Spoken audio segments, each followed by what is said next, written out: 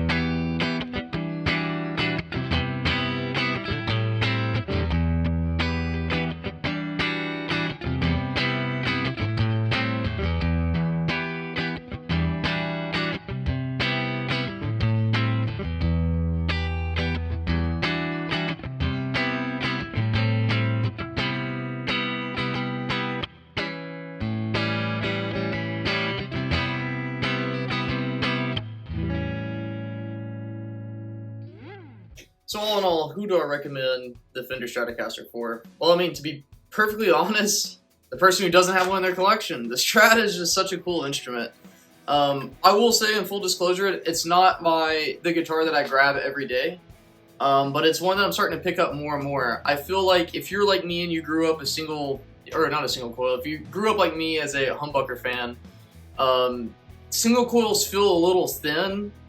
However, as I've kind of grown and matured as a guitar player, I come to appreciate the single coil pickup for what it is, and it's just really clean and spanky. So what I find when I play a Stratocaster is that I'm typically a little bit more expressive and a little bit more reserved with a Strat.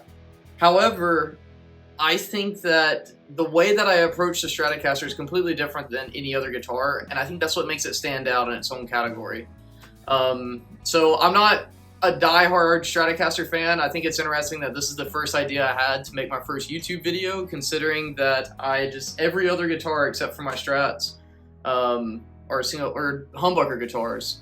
I think I personally prefer a Telecaster over a Stratocaster, but for me, they're not mutually exclusive. I feel like you need to have both in your collection if you're someone like me who has terrible gas, which is guitar acquisition syndrome or gear acquisition syndrome. For me, it's just guitar.